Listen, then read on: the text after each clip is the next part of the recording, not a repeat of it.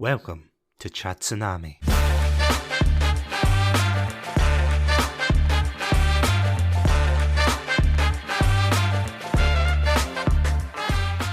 Hello everybody and welcome to a special episode of Chatsunami. I'm Satsunami and joining me on this crazy, bizarre and noisy adventure is my very good friend BlowfishmanTV. Blowfish, welcome back. Thank you for having me, and wow, I feel like we're chasing after something here, talking about part 4. Don't you think? Oh, Hopefully chasing something that'll show, great days at the end of it. I see what you did there. I appreciate it. So thank you for the puns. Thank you. Well, we're just talking about this before we actually came on the episode, but honestly, this is by far our favourite part so far, isn't it, of the anime? Like, oh yeah. I mean, the song slap, the character slap, everything slaps. I mean, even Kira's girlfriend slaps. Ha ha ha. Well, we'll get to that, guys. Don't worry. We will. There's context behind that. Yeah, there is.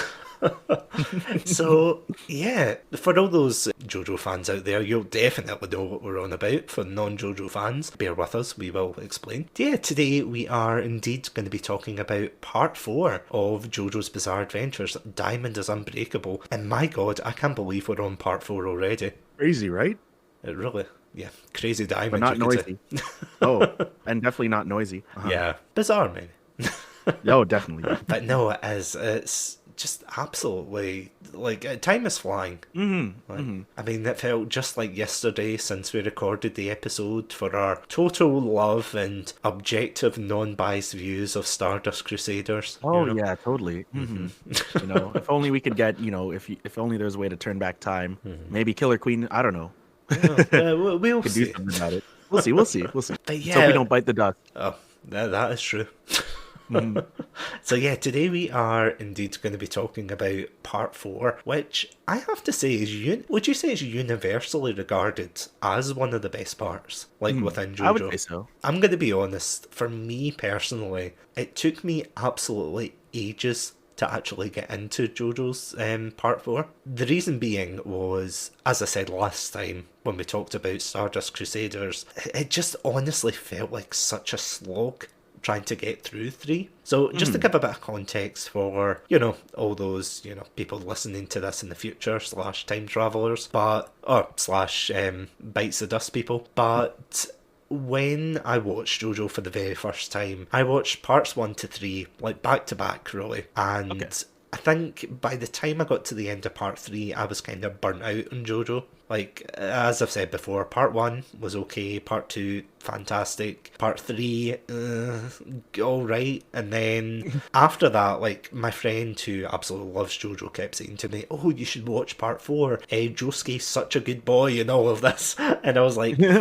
I just looked at the designs and everything, and I was just like, no, I'm done for a while. That, and I was lazy because they didn't have part 4 on British Netflix, so I was like, okay, not really too bothered. But then I realised that Crunchyroll had it, so like maybe a couple of weeks later, like a month or two later, I like got into part 4, and I was honestly kicking myself. Like by the time I got to the end of it, I was like, this is the best part I've seen. So this good. Like how, my God. Just out of curiosity, see when you finished part 3, how long did it take you to get into part 4? Honestly, I was speedrunning it, Satsu, yeah. as you would like to see on your channel. Yeah. I was 100% speedrunning it.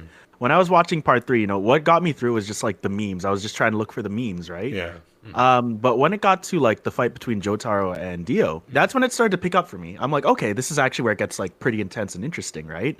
And then afterwards, I'm like, I gave myself 2 more days. I'm like, okay, let's watch some part 4, and like it's not as long as part 3, so this should be quick, right? And I was immediately hooked after seeing Jotaro and like again, and I'm like, okay. And the only thing that I hope for is like, okay, yeah, sure, Jotaro's here. Jotaro's great, fine. Let's just hope that whoever the JoJo is for part 4, they don't take that star power away from him.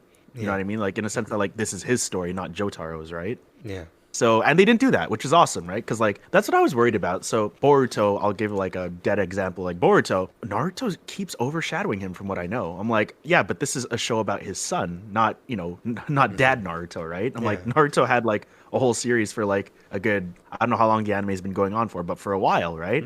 So, Boruto has that problem. It's like, I was hoping it wasn't a Boruto problem in that sense, right? It's like, yeah, Jotaro's there and he's going to completely overshadow him, right? And I'm like, but this isn't your part. You're not the main character. So that's what I was worried about. But again, Araki came through, did not make that mistake that I was thinking of, and it was just a fantastic part overall, right? Like, I enjoyed Crazy Diamond's power. I enjoyed just Josuke overall as a character, because I'm like, what I sort of saw in him was, yeah, he does have a bit of attitude to him, don't get me wrong, but he also, so mainly at the part where, he meets his dad, or spoiler alert, or Joseph for the first time, there was oddly an interesting, like, sort of gentlemanliness to him, and it took me back to part one. I'm like, he's kind of like a rougher version of Jonathan in that sense, right? Like, he's a good boy, like, he's an actual good boy, and like, he has like Jonathan's mannerisms, like, you see flashes of it in certain parts, right?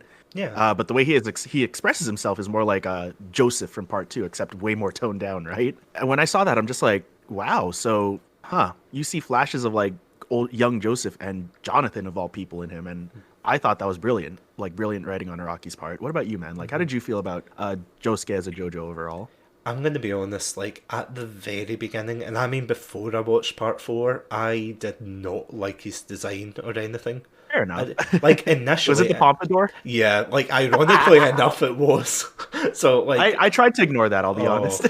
Like, to kind of give a bit of context, like, throughout the show... And again, sorry, just to kind of reiterate, we will be going into, like, spoiler territory here. So, yeah, just fair warning, but we would recommend that you watch the show anyway, regardless, because fantastic. But, yeah, like, throughout the show, whenever somebody insults, it's kind of like a stereotypical shonen thing, but I think it's absolutely brilliant the way they actually utilise it, where Josuke has this, like, kind of 1950s, like, pompadour hairstyle. Like, he honestly looks like a cross between, like, a hippie and a greaser. And it's like, it's really strange, but it's just, when you're watching it, like, when you get into part 4, it's like, it's fine, like, all is forgiven. But, like, after sitting through, as I said, like, after sitting through part 3 and just getting worn down, and then I saw, like, the pictures for part 4, and I was like, oh, another wacky character, yay, great. And then, yeah, I honestly, like, throughout the story, I just, like, fell in love with his character. I thought he is, as you said, he's, like, very gentlemanly, but he's also got that hot temper. Like, that was the interesting thing. Like, at the beginning, when he's introduced, you see him, like, standing up to these bullies, and he defends, like, a turtle from, or a tortoise, sorry, from getting smashed, even though, like, he's deathly afraid of them. And that kind of shows, on the one hand, that he's a very gentle soul, but as soon as the guy says, hey, look at his stupid hair, Josuke goes absolutely ballistic and beats the hell out of them. Yeah. And it's absolutely, like, it is fantastic, because it shows that not only is he, like, at heart a good guy, but he's not a child, but he's still, like, a teenager. And that's something, like, I don't think a lot of the, like, other parts got down as well. Like, for part 1, obviously, Jonathan had to grow up fast, and as I've said before, he was built like a truck, so you couldn't really believe it. Part 2, Joseph was more, like, he was more streetwise, he wasn't really going to school or anything. Same with even Jotaro. Like, I feel as if they were slowly progressing to what a normal teenager should have been. Yes, 100%. Yeah, like, I mean, technically they nearly got it with Jotaro, where he's, like, the moody, brooding, teenager, but again, he's built like a truck. Yeah, exactly. He's built like a truck, and he's never in school. Oh no, sorry, he's in school for like one episode, and he punches a nurse, and that's it. Whereas, we finally see this kind of intimate setting, which, honestly, I don't know how you feel about it, man, but, like, I absolutely love it. I think, see the setting of Morioh? So, just to give context, it takes place in this small Japanese town called Morioh, and you get to see, like, all the characters kind of go around and, just, like, live out their lives, really, don't you? Yeah, like, I've noticed that a lot, too. Because it's like, you even see people going shopping and, like, going to work and things. And you might kind of think, like, okay, there's background characters, so what? But if you think about it, in the other parts, not much attention was really paid to the side characters, really. Or not the side characters, well, not like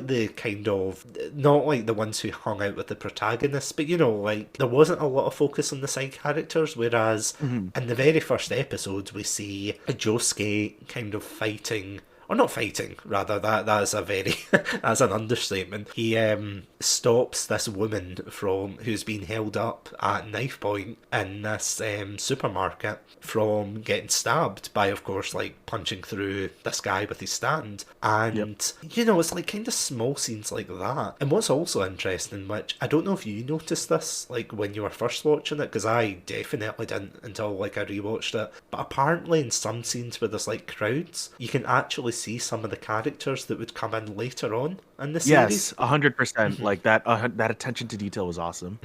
And it's like, just as you said, the detail is just fantastic in this part. And honestly, like, it's not, like, maybe I'm jumping ahead, but it's like, it's not structured in a typical JoJo sense, if you know what I mean.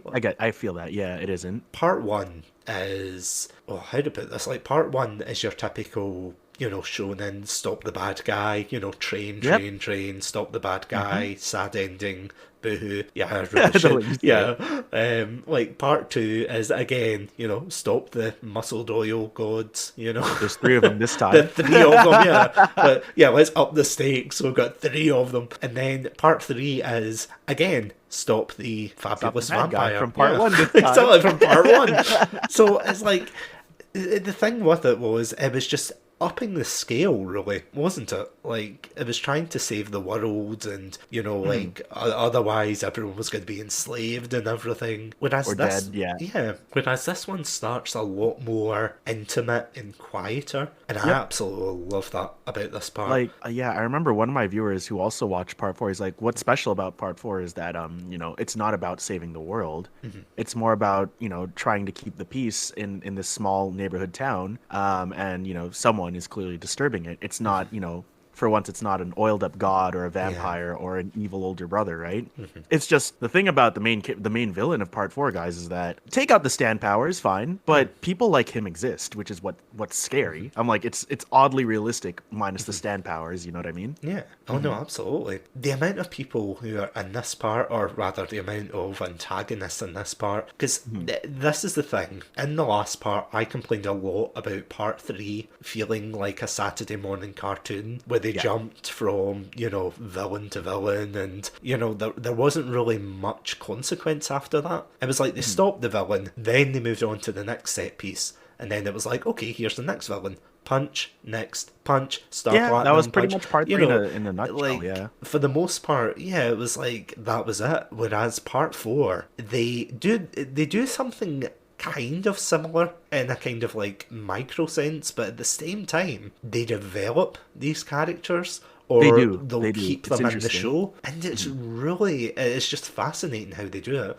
Like, for example, I mean, correct me if I'm wrong, but do you think you could split this series into like 2 major chunks? Like, I feel like you could. I get why you would say that, yeah. Because the first part seems very similar to part... I mean, there are kind of similar aspects in like the later half of the part, which I will get to, but like, for the first part, there are a lot of different villains and... just general antagonists. I mean, you've got a guy whose stand power is literally to make you feel guilty. So you've got like a huge lock coming out of you, which I thought was brilliant. That was an interesting one. I thought he was really... I'm like, that was literally me. I was like, that is cool. I mean, you've got the guy who uses like a wooden dummy to copy people. You have Yukako as well, who is a very interesting stand. Oh god, yeah. Oh god, yeah. She was an interesting character. Oh yeah, I'm gonna rant about her later, so apologies. It's okay. It's like one of the few issues I have with this part, but I'll get to it. You also have Mr. Okuyasu, who turns out to be the Jobro of the series. Oh yeah, who starts off as a villain. And guys, I need to tell you, if anyone, and I literally mean anyone, had his stand, it would be way more broken than it already is. The hand is just a disgustingly strong stand. It's just Okuyasu's just very dumb and doesn't know how to use its true potential. Yeah, that is. If anyone had it, anyone but him, in my opinion. It's one of those things, and this is the weird thing, because it's like there's a lot in this part that isn't explained. Like, I mean, in this part, you've got aliens, you've got, Yeah, you've got like aliens, plastic stands, surgeons. yeah, plastic surgeons, Yeah, stands upon stands. yeah. You've got You everything. have a rock star villain at one point. You know, Oh, right. Red I Hot thought, Chili Pepper. Yeah. yeah, no, I thought you were making a pun on Angelo. Oh no no no no. Oh God no. Yeah. Oh God no. I was like, I was like, oh, that's good. And I was like, oh yeah, Red Hot Chili Pepper, of course. But yeah, speaking of which, like, just to kind of backtrack. So basically, you were saying before how Jotaro is like introduced into this part, Yeah. and I have heard from a lot of people that they prefer this version of Jotaro a lot more than Part Three's Jotaro. And I mean, I can see why. yeah, same.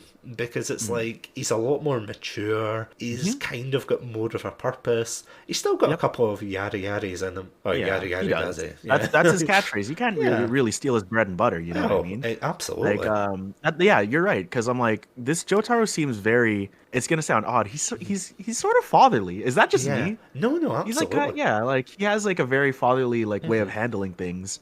He's definitely like more of the hard ass kind of dad, Oh, right? yeah. But you know, at the same time, like he isn't, you know, the old brooding black clothed wearing Jotaro you knew in Part 3. Yeah. He has a bit more, I guess, he has a bit more substance to him, I suppose. Yeah. Yeah. No, I would agree with that. He's got a lot more purpose, I suppose, He like a does. lot more independent. Which I have to admit, you weren't expecting him in Part 3 to like go off on his own, you know, and fight Dio, but which technically that's what he does in the end anyway. But you know, it's like in this one, you can tell he's like capable of looking after himself and kind of like looking to see where this. So the reason he's in Morioh to kind of begin with is because Joseph's stand, which you might remember from Part 3, where his stand is basically punches like a fancy camera. It gives him, it gives him like a photo of like, you know, like whatever they're looking for, and they basically see this strange presence that is looming over Morioh, which again, it sets the tone so well. And we find out that it's a stand user called Angelo, who is a bit of a bad bastard, I'm not gonna lie.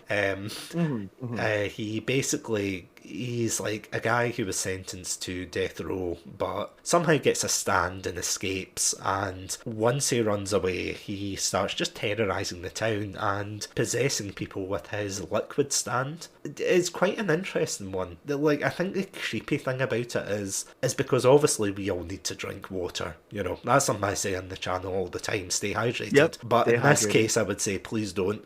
Around Angelo. Yeah, because it's like this stand that like climbs into people, controls them and everything. It's a powerful stand if you think about it. It's rather OP. Considering, it's pretty OP. Yeah, considering when he actually confronts like Josuke and Jotaro, and like it's raining outside and they can't go outside the house because of that. And then he starts like putting on like pots and pans of water, and you know the steam's coming out, you know, and he puts the dehumidifier on, which I have to admit is the most dramatic like. It's like the most dramatic scene of a dehumidifier just like bursting out. It's like, oh my god! It's like, oh no.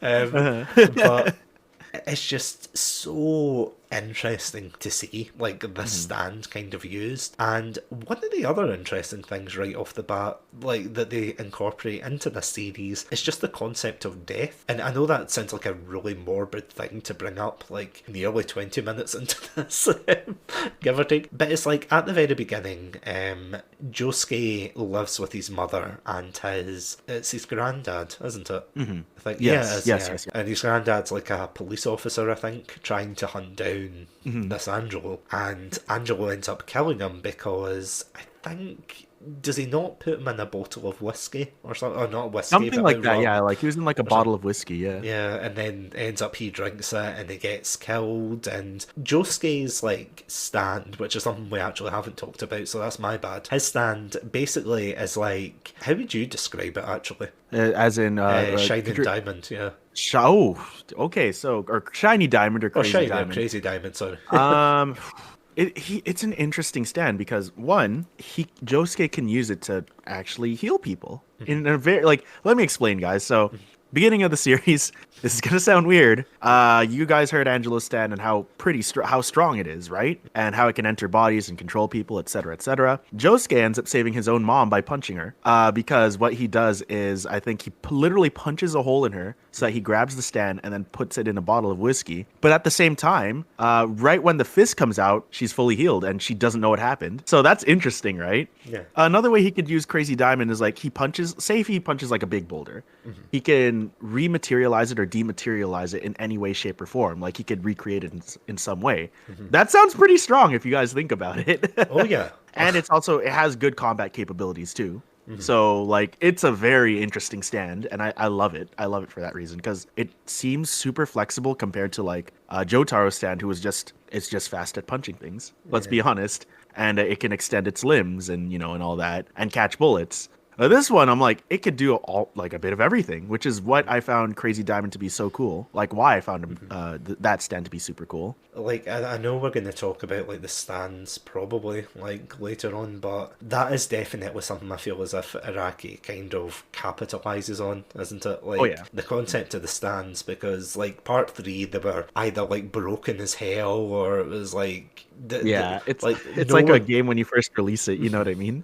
Yeah, like I mean, as we said last time, it's like obviously because it's the first like kind of story with these new powers, you can give it a bit of slack, but the only thing I can't give a bit of slack is Starfinger. I still don't get that.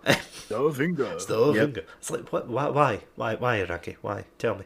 DM me, and please. I was gonna say, funny thing about Starfinger is that it's a legitimate attack in Eyes of Heaven. I'm like, wait, what? That was like me. And it's never brought up again, is it? Like in any other part? No, I don't think so. I think it's brought up maybe at least at one point in part 4, but that's it. Nowhere else. He uses Zawardo more than fucking Starfinger. So yeah. Yeah, it's like the amount of times is like just out of reach of something, and you think Starfinger would be very useful right now, and he doesn't use it. He doesn't. Yeah, you're right. But yeah, that's another thing though. Just when you mentioned about Jotaro using Zawardo, and it is oh god, it's so OP. But what I love about it is the fact that Araki does limit him. Like they say, he's only allowed to use it for so many seconds. Yeah, something like that, and it like puts strain on him to actually do it. So they kind of nerf him in that regard. Because I mean, I suppose you could at least say for Dio, he's a regenerating vampire, so of course he would be able to use something that strenuous, whereas Jotaro's just a regular dude with a magical buff genie coming out of him, and in part 4 the buff genie changes colors, guys. It's not purple, it's like white now. I have to admit, I do like that color scheme. I feel as I do too. Some people don't. It's I don't know. I'm kind of feeling it. It's white and I think like light blue, something like that. Yeah, because I think for this part, like this is probably my favorite in terms of like the artwork. Maybe this is a controversial opinion and like JoJo. The JoJo fandom, but genuinely I think part 4 is one of my favourites, because I said this to someone and like a JoJo fan, and they basically said like, oh, of course, because it's like the most anime like rather than the most like JoJo art style or something. It's true. It sounds weird to say, but it's like that's what they were kind of saying, and you think, I mean, I suppose, but I don't know, like what did you think, like just about the art, like of the art style? I liked it. Like I think we talked about it in part 3 where part 4's art style is basically a mix of not being built like a truck but built enough, whereas with part 5 everyone's not built like a truck. So they sort of mix part 3 and 4's art part 3 and part 5's art style to make just a good hybrid, you know what I mean? Like people are built, but it's a more realistic version of built, you know what I mean? Like you could probably find people that are sort of built that way, if they were like professional trainers right down the street. Like you see them walking down the street and you're like, oh, this guy probably works out a lot. Like other than, like I do remember this one line in part 4 where, Joseph first comes and he's old as hell. I forgot who said it, but it's like, oh, there's this old man who could barely hear, but he's built like a truck. Something like that, right? So I'm kind of glad that they sort of like kept that just as like a little throwback of what Joseph was back in his prime, right? And throwback to the old art style. Whereas with Jotaro in part 4, he's not built like he's definitely built, but he's not super shown in anime built in the sense that he's built like a truck. Like one of his shoulders is pretty much my head kind of deal. Yeah. But yeah, like Jotaro looks.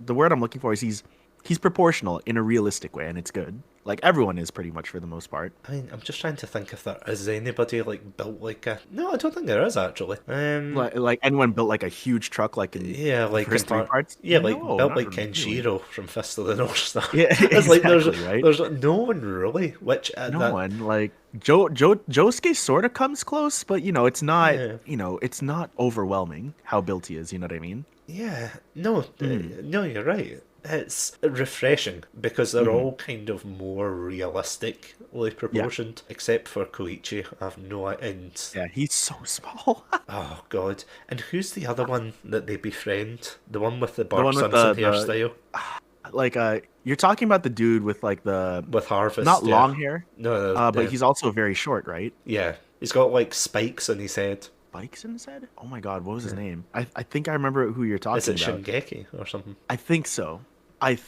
Yeah, I think it's something like that.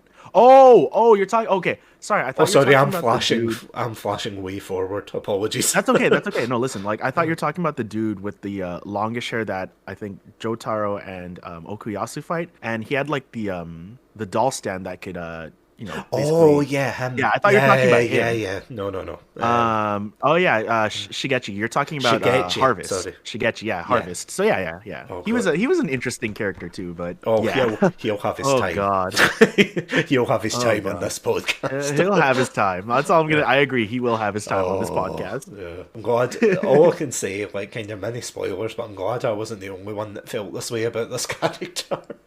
Yeah, me too. Right. I remember talking to him about my view and how I felt about him, and he's just like, "Oh, you're rude." I'm like, "Why?" He's like, "He was so nice." I'm like, "Was he?" Yeah. Like, me? Uh-huh. I was like, "Was he?" That was me. Yeah. Oh. He's kind of a dick to me, in my Yeah, opinion. Same. He only kind of got redeemed in the last 5 minutes, and I'm like, Yeah, right. I was like, "Sure, it's sad, but yeah, right, yeah." Yeah.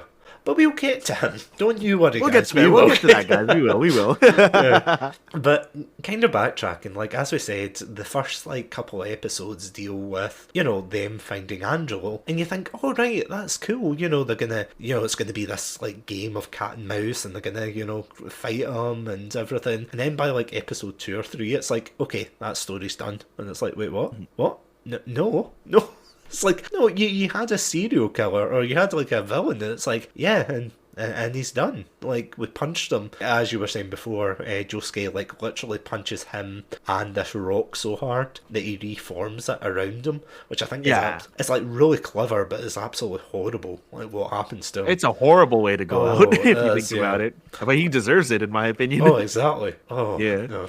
So, like, every time they walk by this rock, that was one of the other memes, they walk by the rock and they go, yo, Angelo! And everyone's like, was that there before, that rock? And they're like, yeah, why not? Didn't it become like a sight to behold in the town? Yeah, it was like a this is lover's called the spot or Angelo something, Rock, something like that. Yeah, they say that, and it's like, oh my god, this is... And there's like a whole sign and everything, and like there's like a gate around it, like he's on display, which is kind of funny. It's just, it's crazy. But yeah, he reveals, before it gets turned into a stone, he reveals that there's a guy going around, not stabbing people, but shooting people with arrows to give them stand abilities, and that links into part 3, where it's revealed that the reason people are getting stands was because Dio had come back, but then they also realised that they could give people stands kind of manually, let's say. Yeah. I was like, you can either team up with Dio, or you could get stabbed by this arrow. Yeah. Choice is yours, pretty much. It's like the what's that meme where it's the little girl saying, why not both? Yeah, it's revealed that because of that, there are a lot of people who, when they get stabbed, the arrow kind of decides whether or not you're worthy. So it's not just a case of like shanking someone in the street and going, okay, you have, you have the power to, I don't know, like lift milk cartons really high or something. It's like, it's not like that. It's like the arrow has to decide if it goes through you, you have to be strong enough to withstand it. A bit like Holly in part 3, Jotaro's mum, where the reason they went out to stop Dio was because she couldn't hack, or no, that sounds terrible. She just couldn't hack it. She couldn't stand having a stand, so she was just like ill throughout the entire part. But a lot of other people, like, they either die or they don't. And it's quite interesting to see that way. But you get a lot of just random people with stands. And I have to admit, that is one of the things I do love about that. So it becomes very much, and correct me if I'm wrong, but like it becomes very kind of episodic, doesn't it? It's like there's like mini arcs where, before that they stop Angelo. And then they find the person who's got the bow and arrow, where it's Okuyasu, as you were saying, and his brother, who basically they're going around terrorising people with it. And they shoot Josuke's friend. Koichi. I don't think... Like, I actually remembered when you brought up... before this, you brought up Pro ZD, where he has he has a video where it's like explaining an anime character that gets better throughout time, and it's like he's sitting there and the screen or what show they're watching is just like, oh my god, I'm such a baby, oh I'm a white, and he's trying to justify to his friend, like, oh no, he gets better. Yeah, he gets better. I much. swear he gets better. That's what Koichi kind of is. Like, he does get better. Kind of was, yeah. Yeah, but like at the beginning, you're just kind of like, oh, you are. He's not the worst. Like, the worst is yet to come. Yeah, the worst is definitely yet to come. He is not the worst by far, but he's kind of a bit like...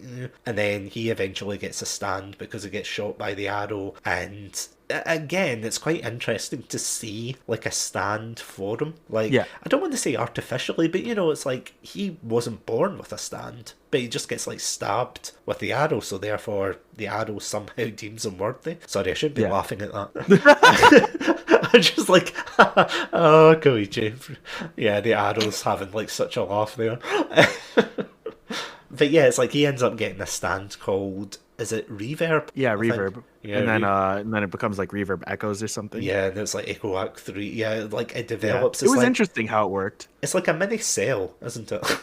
It is. Oh my god, you're right. It is, because it transforms into like a cicada almost, like slash kind of bug creature, and then eventually it just transforms into like, don't even know how to describe it, like a weird alien man. An alien, basically like what if Cell was like more robotic than like Cellish, you know what I mean? In fact, do you know what it reminds me of? It goes from like imperfect Cell to Metal Cooler.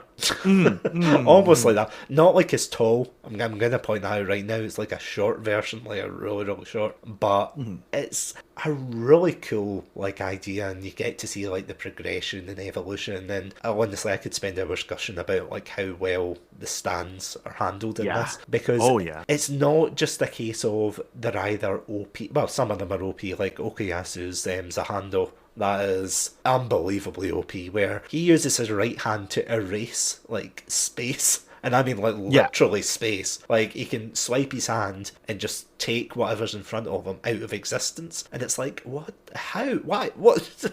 And they never explain it, but I think that's kind of the funny thing, because he like swipes and he's like, oh, I guess he just kind of shrugs like, oh, I don't know where it goes. And you're like, what? Yeah, it's true. Okay. He's like, I don't know where it goes. It just happens. You're like, okay. And that's the thing. Like, Oi, Josuke.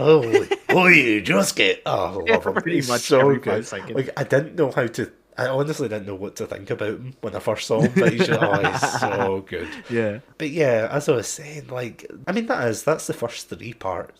Sorry, it's similar to part 3, where they kind of encounter the villain of the week after they defeat the brothers with the arrow, and they get the bow and arrow back, and you're like, right, okay, what now? So of course you've got like the mini arcs where you've got the guy with the the guilt stand. You've got oh god, should we talk about Koichi's quote unquote lover? Yukako. Interesting character. Oh boy, that's all I'm going to say. I have several issues with this, more so probably than Araki's decision to just abuse animals willy-nilly. Like, literally, there is a scene at the very beginning of this part where Angelo just sees a guy walking his dog, and he just, like, straight up boots the dog, and it's like, Araki. I'm like, what the fuck, bro? It's like, Araki, come on. Come on. It's like, come on, you're a cat person, chill. Yeah, It's hashtag. always dogs. Yeah, like hashtag Cars did nothing wrong. He saved a dog. It's He like, actually did. yeah. I'm like, okay, you're not too bad. Whereas, yeah, like, it's just it's so. Oh. Anyway, not lingering on that. So, as we were saying, Koichi gets I suppose Tsundere is probably, or Yandere is probably the No, better she's term. more of a yandere, Yeah, 100%, man. yeah, where she basically becomes infatuated with Koichi, and she actually, like, Loki, she reminds me a bit of, in Hunter x Hunter, there's a character called, I think it's Pam or something, Oh, her, where she's yeah, got she the does. hair. You're right. Yeah, She does remind me of her. she gives me those vibes where she's just really, like, she's got the hair that she uses, and, like, because I don't know, does she have a stand, or is her stand just her hair? Maybe. Like, they never really explain. I'm assuming that's what it is, but, like, so sorry, just to explain, she can use her hair as, like, she can extend her hair. She's almost like a weird X-Man, like Yes, part of the yes. she just like extends her hair and it's like really tight, and she like uses it to like wrap him up and kidnap Koichi in one of the episodes, and she basically like locks him up in this like summer house. And basically tortures him. It's like Misery if the like main antagonist and that didn't break his legs. Yep. It's pretty much like that. And he basically can't use his stand because, or he can use it, but it's not very powerful yet. So his stand reverb, it basically slaps a sound on something, which I thought was really cool. It's like basically like an onomatopoeia kind of thing. And I think, is that the episode where it evolves? I think it's one of the episodes, because also I searched up, by the way, if Yukako had a stand, she did. It's called Love Deluxe, and yes, you're right. It's basically, if there's any Mortal Kombat fans in chat, it's basically Sindel's hair whip move. That's basically what it is, yeah. I got you. Yeah, because I was wondering, because you don't really see like, like other stands, you see like a physical manifestation of something, whereas for her it's just like it's part of her body, which again, it's quite cool that they're kind of exploring different avenues. Oh yeah. But yeah, I did not like her at all. She was she was very problematic. I wouldn't, if I were to meet IRL her, I'd be like, please stay away from me. Yeah, it's like, please. That's probably how I would feel. I was like, I get you like me, but come on, that's like me. Through like some sheer miracle, Koichi manages like to get I think he gets to like a phone booth and he manages to get Josuke and everyone like to help him. He's like, I'm here, guys, help! Yeah. And they're like, okay, there he is. Okay, let's go. And then she tries to like kill. I don't know, not kill him, but she tries to like very brutally shove him off a cliff, and I think she falls off it, but he saves her at the last minute. As she turned, good boy. Like, honestly, I can't remember why her hair turns white, but I remember people like making comparisons to I think Ultra Instinct. Yeah, I do remember seeing that. I thought, okay, that's quite funny. But he ends up saving her and walking away, and you think, okay, that's the end of it. But then later on, you see like, you see her like trying to court him again, and it's like, no. Yeah, I'm like, Yukako, please. It's like you're trying to act normal, but that first impression wasn't great. You know what I mean? And I think the worst thing is like Koichi like actually accepts it, and I'm like, dude. I'm like, stop, on, dude. Stop. Yes. No, right? I'm just like, she's okay. That's what I mean. It's like, to each his own, Koichi. That's how I feel. Oh, just I don't get it. But I was like, you're too good for her, man. Yeah, exactly. Take your reverb elsewhere. Pretty much. But then you get some like fantastic one-off episodes, like the one with the Italian restaurant. I'm going to be honest, I love him. I love that. I love that episode. That is. So, do you want to explain like just the basic premise? Honestly, like the easiest way I could explain this episode, guys, is a random Italian dude opens up a restaurant in the middle of Morioh, and Josuke and Okuyasu, I believe, are his first customers. Mm-hmm. And then he's just like, oh, because you're my first customers, tell you what, you get free food, right? Because I think Josuke was like a bit skeptical of, or no, it wasn't Josuke. I'm pretty sure it was both of them were pretty skeptical of the food, right? Like, okay, yeah, sure, whatever, free food. If we don't like it, we're not coming back here. He's like, okay, cool, right? So then, he gives Okuyasu, I think it was like some sort of salad. Yeah. Something like that, yeah. And then eventually, so Okuyasu loves the food immediately. And Josuke's here with his water. So Okuyasu's digging the food. But as the episode goes on, guys, it's going to sound funny, but Okuyasu's body starts doing things in a sense that like he's looking ill, he's looking gross and all that, right? Or like bones start breaking even, or just like muscles also start like forming too, right? And Josuke is freaking out. I was like, what the hell is going on, right? Because he keeps like the Italian chef keeps just giving them food for free, right? Yeah. So then it's giving you like horror movie vibes at this point, right? And I'm like, this is what I absolutely loved about it. So then at one point, Josuke is like, you know what? Okay, I'm getting to the bottom of this. Okuyasu, you chill here, right? So he's like sneaking into the back of the kitchen to see like what he's doing to Okuyasu. And then, at one point, it's getting super duper eerie. And I think like he catches the chef talking to like an animal or something, or a dog, I believe. Yeah. Was it a dog? Yeah, that's a dog. It was like a dog in a kennel, and it looks really bad in the sense that like, oh, it looks like he's gonna, kill this dog like what Araki always does. Maybe put it in the food, Yeah. But it turns out he's actually feeding the dog more food, and Josuke didn't like that. He's like, "Oh, what are you doing?" And she starts trying to fight him. And then what happens is after your body goes through all the shit that it's happening as you eat this food, is that your body feels very healthy, and you felt like you're in the best shape of your life, right? And then like Okuyasu is like, yeah, I used to have like this muscle pain like on my trapezoid. Now it's gone. Or it's like on my traps, right? It's like now it's gone because I've eaten this food and all that. He's like, wait, Okuyasu, you're okay? He's like, yeah, I feel so good now, right? And like you see the dog going through the same thing, and the dog like looks fantastic as well. Yeah. And you're like, so wait, what's going on here? And then you see the chef explains like, so my stand is basically, the easiest way to put it is just like good bacteria. You know what I mean? Yeah. So it goes into the food.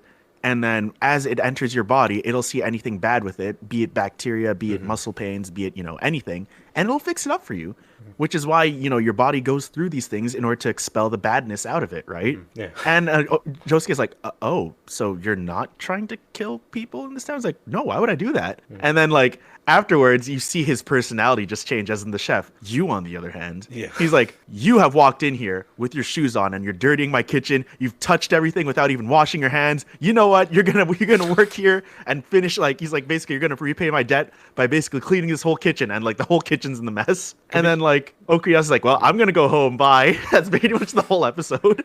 Can we just appreciate that this is one of the only episodes where Josuke uses his stand to punch a plate of pasta to revert it back to its ingredients? To try to break it down. I forgot about. Oh my god! He I just forgot punches about that a plate of pasta, and that's all you need to see to be like, yeah, I'm and watching like, part 4 to see what's wrong with it, but he couldn't really see what was wrong. Well, he did. He's just like, oh, there's the stand. It's so small. I can't do anything about it, right?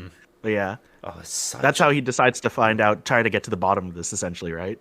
And funny enough, even though like this is a one-off episode, and it's the same for a lot of them, like the guilt trip guy, the window guy, like all of these characters, like, they're all one-offs, and yet they still keep returning. It's kind of in minor roles, but just essentially they keep coming back, and you're just like, wow. Like, what's interesting about it is that, I remember, I think we talked about this in the previous part, where it's like, okay, what Araki did was he introduced way too many characters that we didn't really care about up until we got to Egypt, right? He did the same thing here, but, there's a lot less people he also introduced too, right? But what he did here was, like, instead of making them these, like, powerful villains who work for Dio and is trying to kill, the main cast, they're more just, normal people trying to live their lives, right?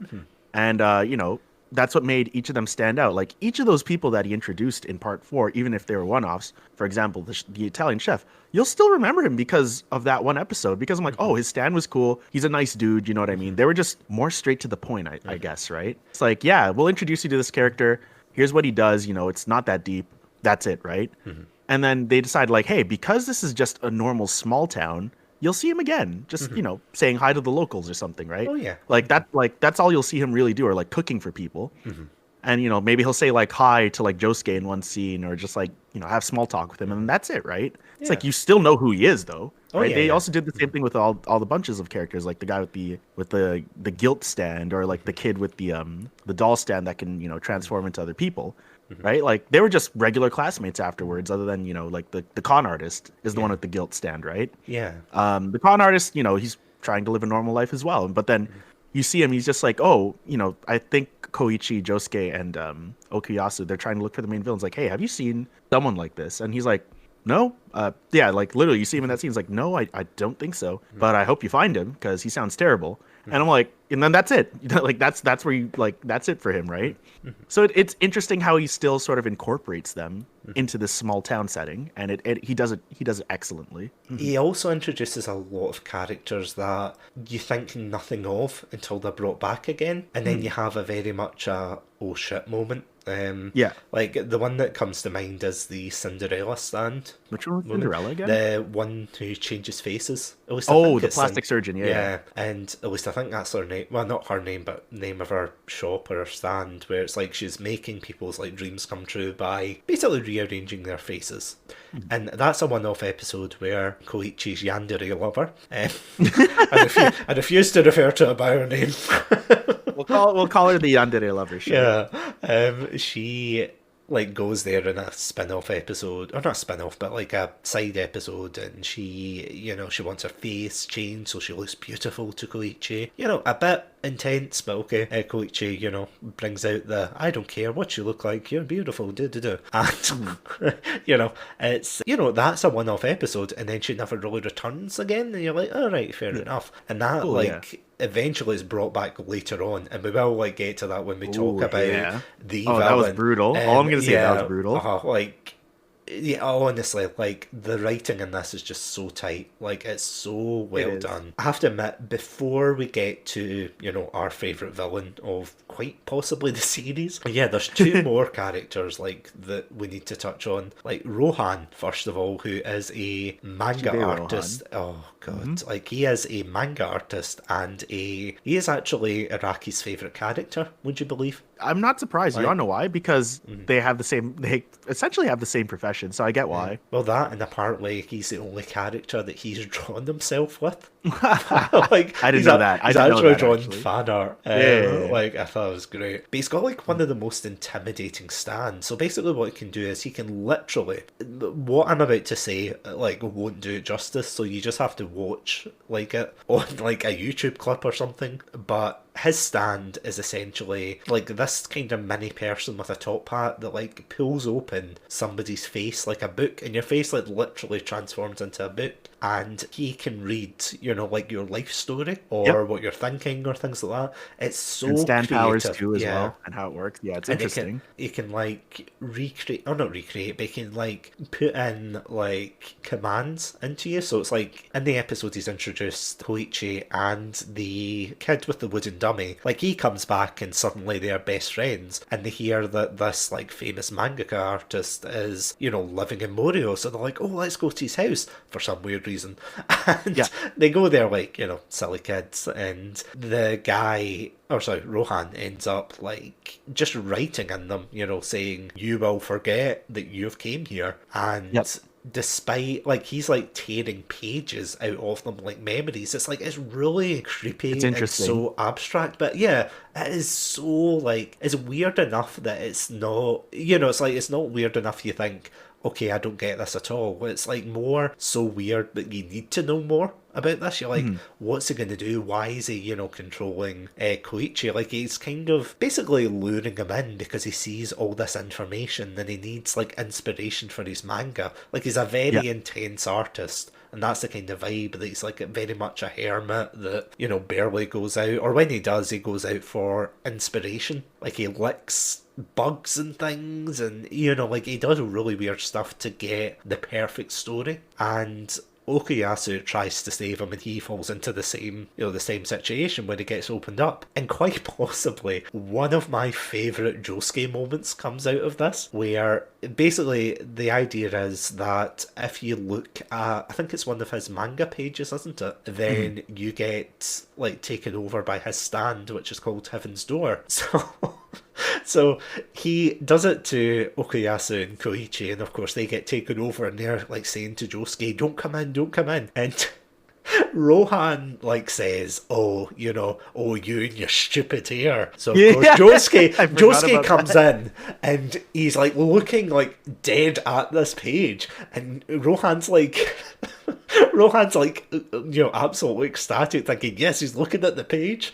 But then he gets like sucker punched and just beaten to a bloody pulp. And it's like, wait, why didn't it work?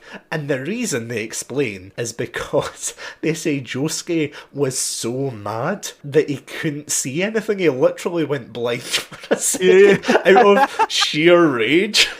Punched him. Yeah, that was funny. Oh, I loved that. I could not stop laughing. I was like, this is... That was perfect. Yeah, I was like, this is one of my favourite parts. Yeah, it's like, why isn't he doing anything? Pretty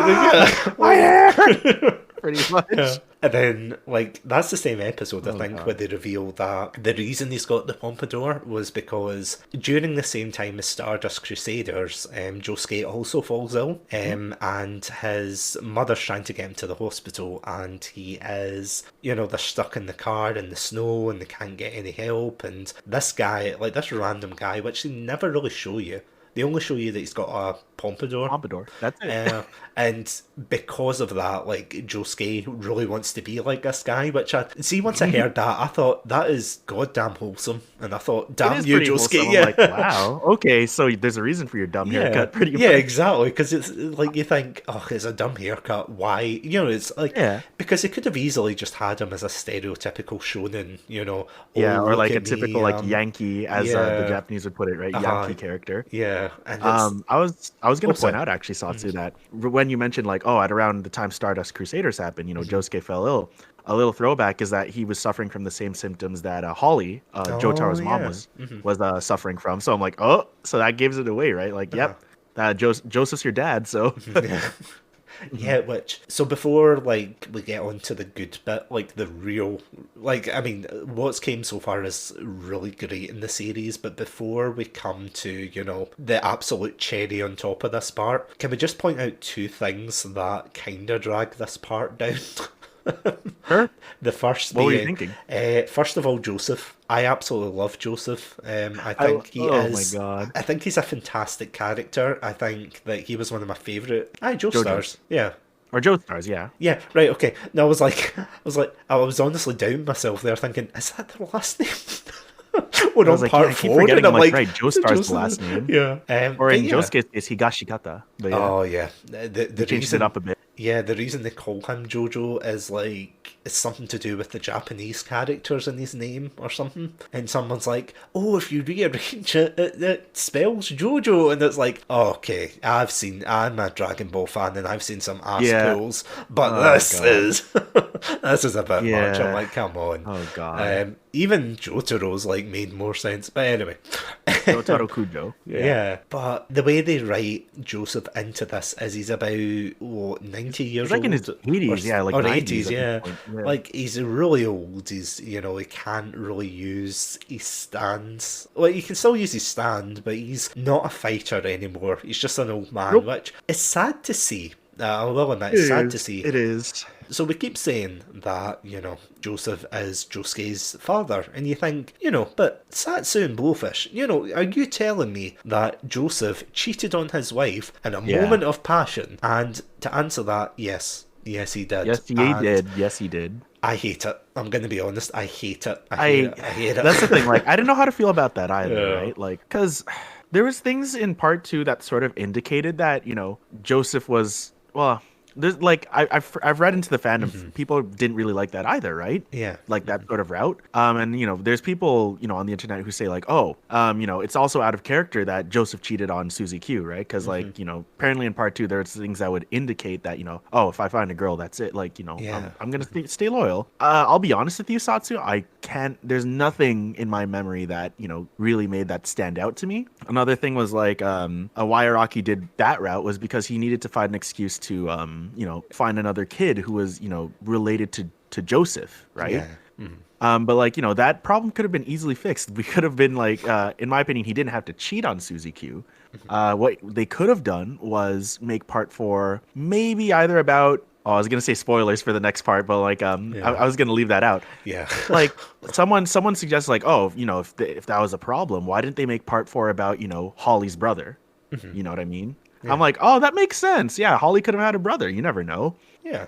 Instead of just having him just, you know, cheat on Suzy Q, just, you know, sort of tarnishing Joseph's character in that sense, right? Yeah. But, you know, I don't question Araki, and, you know, it ended up working out a lot better than he thought. So yeah. I mean, I have to admit, once you get by like that kind of revelation, it doesn't really impact too much on the story, but even still, that and the fact that technically that makes Josuke, Hotaro's uncle. yeah, just it's such a I forgot about that. Yeah. It's just funny because like I was gonna say I remember I think I rolled up to my friend's my JoJo friend stream and I said, "Oh, punching your uncle's a JoJo reference." He's like, "Wait, what?" And he had to think about it. He's like, "Oh, that scene." Yeah. Because I think Josuke punched Jotaro punched Josuke, and that was so funny. Yeah. Oh, it's just such a mind. You know what? Yeah. Oh, I was gonna say like, if they wanted to fix that problem, I'm like, wait, no, they technically did in part 6.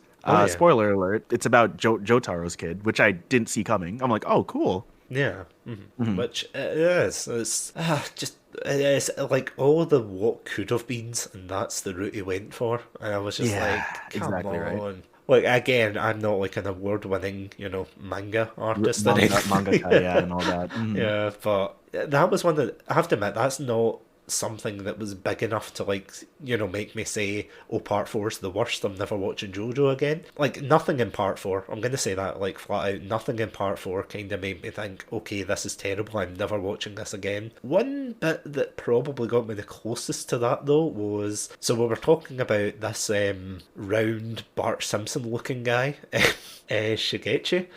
Round Bart Simpson. Oh, like, I honestly, like, I genuinely don't know. Like, is it his hair? Is it spikes? What? Like, what is it? I don't know.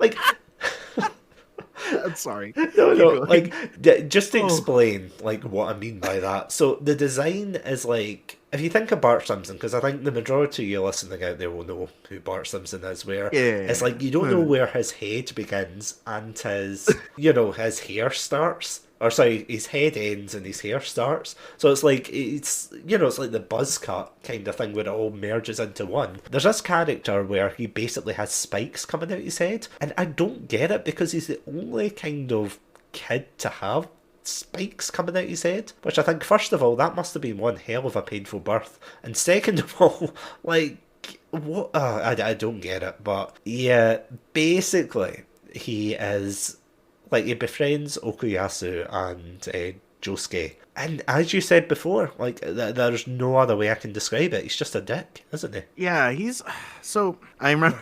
I remember you and I were actually talking about this before we started doing this podcast, and how as streamers on Twitch, we know, because we're old enough now at this point, we know who's like a Gen Z kid and all that, and going a bit on a bit of a tangent here, guys, is like I've ran into some Gen Z kids who are just very, very entitled for no good reason, right? Mm-hmm. And Shigechi is one of those Gen Z kids, like those kids where I'm like, I can't stand you right now, I'll be honest, right? Yeah. But yeah, like seeing Shigechi as a character, it just reminds me of all of those like Gen Z viewers who just come in and just act all high and mighty and just super entitled, and I'm like, oh boy, that's like me. Yeah. But yeah. Like, that's what Shigechi sort of reminds me of. I don't know if that's just me. I don't know if you feel the same way, Satsu. I agree. He's just very selfish, whiny. Yeah. He's just everything wrong with humanity. He's just... I don't even know how to describe, like, how much I dislike this character. Like, don't get me wrong, as I said, like, it's not as bad as... So in part 3 I mentioned about, the weird gorilla, or sorry, orangutan guy. It's not... You mean strength? Yeah, strength. It's like, it's not strength levels, but you know what? It's not far off. I don't know, like, I kind of like strength better than Shigechi here, if I'll be honest. Controversial opinion. Very controversial opinion, I'll be honest. Hot takes on Chatsunami. Yep. That's what I'm here for, but anyway. But it's like, basically his only episode that we get a lot of time to spend with him, they introduce him as this character who has a stand where he can produce like these mini like beetle like creatures, like scarab looking beetles, that like go out and they collect. So they've been collecting coins and like different things, and Josuke says, why don't you collect like lottery tickets? And he does, and surprise surprise, they win. And it's kind of your stereotypical, oh, we won, rich quick sort of scheme, like between the teenagers, and they do, they get They it. do, and they pulled it off. Yeah, I'm like, dang, okay. But That's what I mean. But then, like kids, they fuck it up. They really mess it up. Oh, They really do. they really mess They it really up. do, honestly. And he nearly kills them. Like, he nearly stabs out their eyes and everything. So it's like, when later on you're supposed to feel sorry for him, you're like, really? I was gonna say, like, is his mom? I'm pretty sure his mom's mentioned at one point, and she's like Yeah. a sweetheart, from what I know. Yeah, because they keep saying, Yeah. like, oh, like, in fact, Shigechi, before he, again, spoilers, he bites the dust, haha. I was gonna say kicks the bucket, but bites the Yeah. dust is better. Yeah, Like, only, hashtag only true JoJo fans will understand. yeah, pretty much. But, Is it JoJo? But yeah, he says things like, oh, I've got to protect mum and dad and all of this, and you're like, this is the first time I think I've ever heard you mention your mum and dad, you entitled little shit. For yourself or to make money? That's Yeah. wow. What I mean, Yeah, this is so strange. But yeah, so Shigechi aside, for 1 second, yeah, the next episode, just before you get to like part 2 of part 4, which sounds weird to say, but it's like a side story where again Rohan and Koichi end up down this like weird alleyway, which turns out to be full of ghosts. And you think this is going to be another, it's a side story where they meet this ghost girl and again a dog that's died but it's alive, so it's like, oh god damn it, Araki. And eventually they escape, but the girl warns them that there's a serial killer, going around Morioh. And you think, oh, okay, it's going to be like a Scooby-Doo thing. And even Josuke is like, well, we're not like serial killer hunters, we're not the police. Let the police handle it. So, they kind of resign themselves and go, you know what, you're probably right, let's just leave it. leave it alone, yeah. And then the series kind of takes a sharp turn, like I mean a 90-degree angle, where Yeah, it was they... pretty crazy. I was also very like, whoa, Yeah, like, back in a good way, right? Oh, absolutely, in the best way possible, where they introduce the killer. Like, they show you the killer, and you see this blonde man called... Ushikage Kira. Oh, he's I love his so voice good. too. It's just so, just so smooth, yeah. It's just so It good. is. And he is driving with this woman in the passenger seat. He's holding her hand. It's very nice. And being yeah, nice. and he puts a ring on her finger. He's very attentive to this hand. And then it zooms out, and you realise that's all he's holding, just the hand. You're like, oh, okay. And like the music that goes with it as well. Like as a musician myself, I'm just like, the score for this part is just, it's on point. You know what I mean? It's very, I guess how I could describe it, guys, for any musicians in the comments. It's very ominous. More ominous, but also at the same time, there's a bit of normality. Yeah. But also a bit of quirkiness to it, right? Which describes what Kira is as a character if you didn't know what he did. Yeah. You know what I mean? It's like from face value, seeing if you were to ever meet Kira on the street, guys, you'd think he's a pretty normal dude. Yeah. Very bland, lives his life, goes to work, goes to sleep, eats, that's it. That's all you would think of him as, but there's definitely something eerie about him, which we're going to get into. Oh, yeah. So cool. I love it. Because you're right. It's like the song or the theme that plays is quite like... It's just one note, isn't it? Yeah, it's like 1-3 notes. Yeah. And then he's introducing himself, and I'm like, oh, this no. is kind of... There's an odd creepiness to it, you know what I mean? Because it it just like plods along as if, as you said, like just normality of this guy going about his daily life, and there's nothing really special about it, and it kind of like builds up slowly and slowly, and it's just this kind of sinking feeling when you realise what's going on with this guy, and you're like, okay, this is gonna end poorly for somebody, and then of course you see the hand, and you're like, well.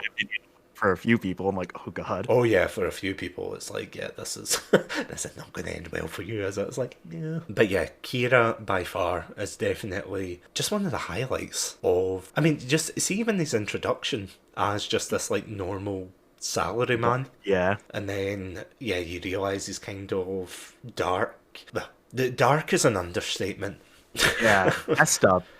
Putting it nicely, he's a very messed up, sick person. He takes his hands. So basically, his thing, and I'm using that very lightly. His thing is he has a thing for women's hands. So if you ever see any like jokes about hands and the words Kira beside it, yeah, that's what they're referring to.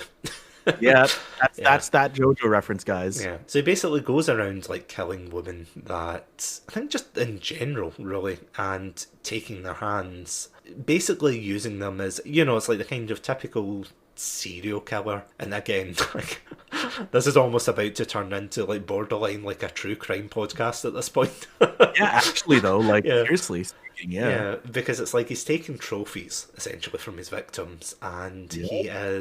he's very meticulous, I would say. Like he's got a routine. He's like in bed at a certain time. He'll have his dinner. He has like because that's the really interesting thing. Like for a serial killer, he has some very lavish meals, doesn't he? He has very nice meals. Like he knows how to cook. He, no, I was gonna say he knows how to treat a woman, but clearly he doesn't. you know, um, like he is just, oh, he's just like the most kind of because at this point, usually the villains in JoJo are very overtly evil. Yep, Like guy just sneaks up on you and catches you by surprise. yeah, like Dio and the Pillar Men, and just thinking of Part Three, like everyone in Part Three, Yeah. like Dio they, had a very like Shakespearean vibe to him, yeah, you know what I mean? And then the Pillar Men were all like, "We are very powerful. hmm This is our world, and you're all gonna live in it and die probably." hmm And there's Kira. He's just like, "I'm a pretty normal dude, but yeah, you catch me doing what I do, hmm it won't end well for you." That's pretty much Kira, right? oh, absolutely, I like, which is so creepy, and I love that. You know what I mean? and this is the thing I do love about Part Four. It's just the normality of everything in it. It's Mhm. like it's like Kira isn't a criminal. Well, technically he's a criminal mastermind, but I mean in the sense that he doesn't want to like take over the world, or he's gonna like blow up the town if he doesn't. Well, technically we'll get to that. Yeah, you're but right. like Amen. but like he's not like intentionally looking to like rule the world, or he's not. He just wants to. And again, he says that like later on that he wants to live like a quiet, peaceful life. And as you said, like if he doesn't get his way, then he's going to be very, very angry. And it's like, oh Yeah. no, oh god, oh And the god. thing is, when he shows his anger, it's also very overt as well. It's It's a very calming, eerie anger, which is, in my opinion, scarier than outward anger. yeah. I'm like, oh god. Because what I find interesting is, and again, this kind of relates to his stand. So his stand's called Killer Queen. Mhm. Very obvious music reference there. Yeah, And it's just pretty much. basically like a big cat, which, oh, just, yeah, no, that's all I can describe it as. A big cat that blows up stuff, which, if you've ever had a cat, then, you know what, probably just the same. Probably just the Saucy same. experience. No, sadly not, but I've heard the rumours and the hearsay of, Yeah, yeah. oh, poor cats, like, just knocking everything over. But, yeah, he seems himself, ironically enough, he seems himself very animalistic. Like, on the one hand, he's got, like, this side that he is just the everyday, salary man just going about his day job, having his routine, going back to caress his hand, you know. But on the other hand, it's like when he's backed into a corner, he like lashes out tenfold. So Yep. basically there's a scene where he takes his hand to the sandwich shop, and it is just such a disturbing and disgusting scene. Like he literally keeps Thought about that. yeah, he literally keeps like this hand in his jacket pocket, and something I actually didn't notice until I rewatched this scene, by the way, and I don't know if you picked up on it, is the hand's actually discoloured. Yep. Like Ugh. at the beginning, it's like very, it's very not pink, but it's like very white. It's very, full of colour and everything when we're first introduced to Kira. But when he takes it to the sandwich shop, it's just this ghastly grey colour, and he like Yep. sticks our finger into the sandwich and then he licks it off. He's a horrible man, like to put it Yeah. nicely. But he Yeah. buys the sandwich, so all I can say is, at least I'm glad he bought the damn sandwich. Actually, Because though. otherwise, like, I would be pissed if somebody was like, oh, by the way, did you see that guy, like, stab it with a woman's hand? It's like, wait, what? Gonna say that again for the police. That sounds weird, but okay. Yeah, that's like, fair enough, I'll take this one. Mm. But then, of course, what I find funny about this, like, next sequence is it feels as if it's almost like something that belongs in, like, an 80s or 90s, like, teenager movie where it's like, oh no, somebody took my sandwich. Where Kira's like having a picnic with his hand, and I think he puts the hand in the sandwich bag, but Shigechi, who's also in the vicinity, you know, the Bart Simpson rascal that he is, yeah, he ends up like taking the bag, thinking it's his sandwich, and you know, Kira just starts stalking him, a bit like a cat. Like, he starts stalking him, thinking, you know, oh god, I've got to get this hand back. And eventually, like, he's like cornered at one point where he's like hiding in this gym underneath like is it the high horses? Yeah, something like that. Yeah. Like the gymnastic equipment. And, you know, like Okuyasu, Josuke, they're all like, you know, they're just chatting away to one another, not realizing, you know, that there's a killer like 2 meters away from them. It's like, oh god.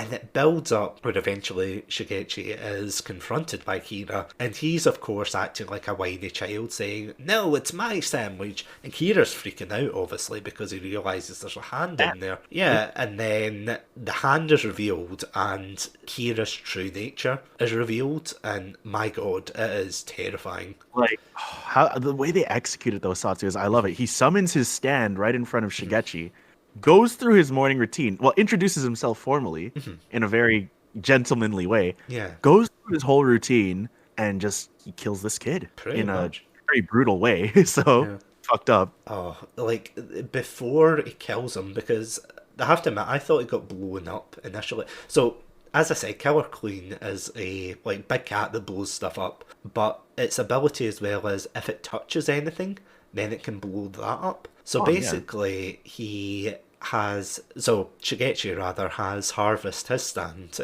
raid his pockets. In fact, no, sorry, he's holding a coin. Sorry, Kira's holding a coin, and Shigechi gets the coin out of his hand, and Harvest like brings it back, and he doesn't realise that he's made a massive F up in his regard when he looks at this coin, and he explains how, you know, Killer Queen has already touched that. And, you know, he clicks his hands and it blows up right in his face. I have to admit, although I did kind of, like, low-key cheer when he got blown up. To me, I'm just like, oh, he's dead? Oh, phooey. That's like how I felt. Oh, that's darn. Yeah, and then sorry for any Shigechi fans out here. We really don't like him. Oh, no. Like, although I did laugh when it's like, he was still alive, and I was like, oh, god damn it. It's like, come on. Really? Come on, Rocky. But the weird thing is, although, like, I'm not a big fan of him, I did think his death was really kind of, like... It was sad. Like, objectively really, yeah. Like, he's, like, walking along the, you know, what do you call it, the corridors of the school.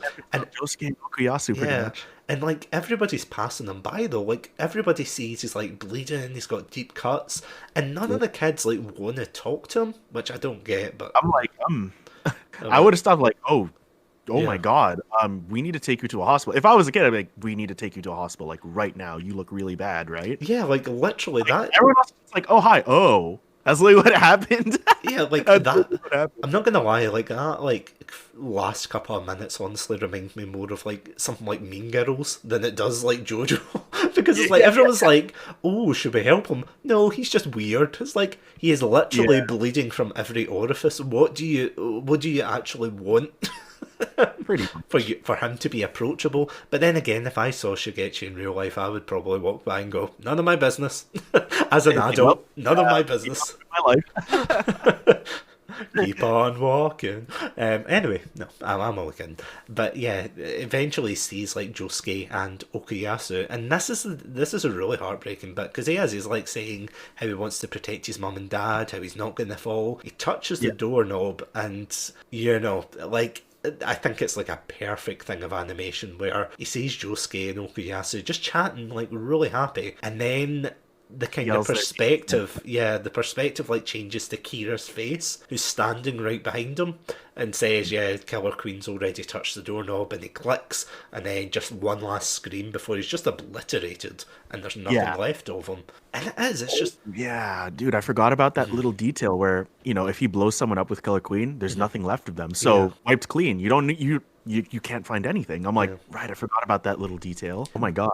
The only weird thing, and again, they had to do this with the story, was that in a last-ditch effort, Shigechi uses his stand to grab one of Kira's buttons. and he like manages to get it to Josuke, but the stand like blows up after Shigechi Yeah. does, which I'm kind of like, huh, okay, so Yeah. so what you're telling me is stands are like headless chickens. They can kind of Yeah. survive for a couple of minutes and then poof, that's it. They're gone. Faster, yeah. So it was quite interesting. But then, of course, that leads on to them basically hunting down Kira. And, like, that's the interesting thing because it goes quite fast at this bit. It's not something you would expect. Like, you'd expect this to be going on for, like, ages. But Yeah. no, they just kind of, like, speed through it as if, oh no, Kira's Now there. they're chasing Yeah, and Easy. and he's got like a bomb tank thing. It's like, oh Jesus!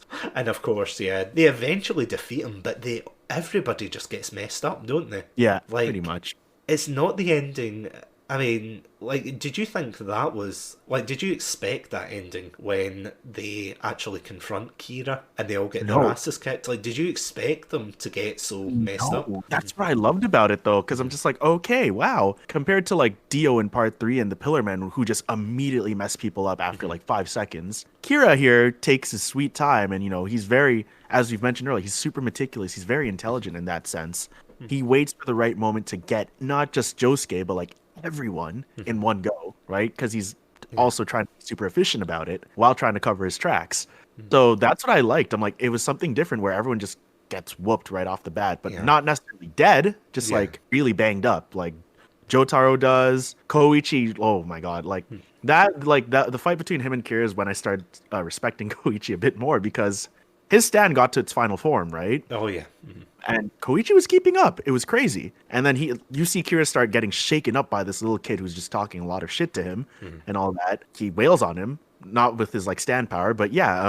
And like another thing that I loved is that when Kira's out, so is Koichi and Jotaro, right?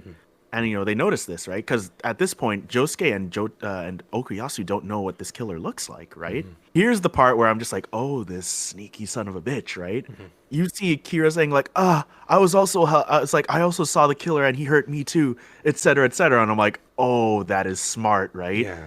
And there was, for some reason, I can't remember the reason as to why, Koichi couldn't say, no, he's lying to you. That's the killer right there, right? I think it's because he had like a bomb on him, right? So he's like, you say it and I'm going to blow you up, right? No, I think it's because he literally had a hole in his chest, was it not? Oh, yeah. Okay, never mind. He Like, was basically, did he not get Kakuined? yeah, he couldn't speak, right? So I'm just like, that's another messed up thing, right? And like Kira's trying to play, I was like, I saw the killer too. He went this way and all that, right? Yeah. But I'm like, I forgot how Josuke realized, like, no, you're I'm pretty sure you're the killer, and like, he catches him, right? Yeah, I forgot it's what because, happened though. no, it's because he, I honestly think this is really clever. It's when Josuke's like, or sorry, Kira says like, oh, can you heal me as well? Because he's going around healing people. And it's the stereotypical, you think, oh no, Josuke, don't do it. He's a villain. Yeah. And then Josuke turns around and says, how did you know?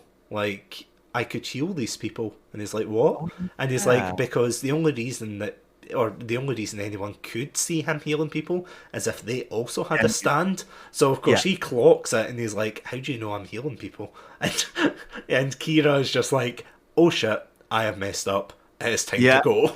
It's time to leave. Much, right? Yeah. And it's just so good. Can we also just appreciate, like, this is one of the best Jotaro beatdowns in the series. Actually. So, like, just after Shigechi nearly gets, well, he does, it gets donutted, like, punched through the abdomen and, like, smashed, and he's about to get killed. And Jotaro is like, he is hanging on by a thread. He manages, like, to stop Kira. But, of course, he's, like, bloody, and he's, like, taking a bomb to the face and everything. And he's been knocked unconscious, He is not doing very well at all.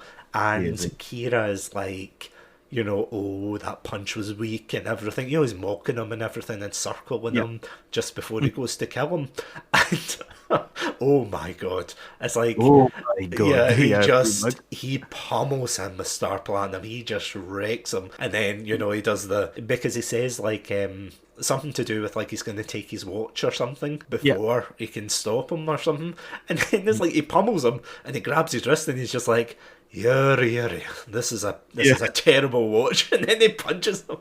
He says he's going to break his watch. I love that. So eventually I think he throws a bomb at him or something, like, to get away. And this is what I meant by like introducing like old aspects of part 4, where he goes to Cinderella's, where this is the woman who can change her face. And he's basically grabbed a random guy and swapped his face, and he has bolted out. So now they've completely lost the villain. And you're like, what? Where? Why? What? Yeah, pretty much, right? Oh, and of course that leads on to probably like the kind of second part of part 4. And it's just basically the rest of it revolves around their hunt for Kira. Would you agree though that some bits of this part do feel an awful lot like part 3 at times? Like not in the worst sense, but kind of similar, where it's like monster of the week. So basically, I mean, like once they reveal who Kira's dad is, and he starts going around like I get what you mean. Now I'm starting to see. I'm like, okay, I can see why you would think that 100%. Because then at that point it goes back to the original formatting of monster of the week, right? Part 3, but it was done a bit better. Oh, you know absolutely. What I mean? Definitely handled it a lot better because he probably saw his previous mistakes writing in Monster of the Week sort of feels, right? But I get what you mean. Yeah. Because, sorry, just to explain, they go to Kira's house to see if he's there, and obviously he's not, thank God. Otherwise, I think that would have, like, honestly, that would have killed the tension. If they went back and he was there with a different face, just like, oh, okay. Just he was like, hello.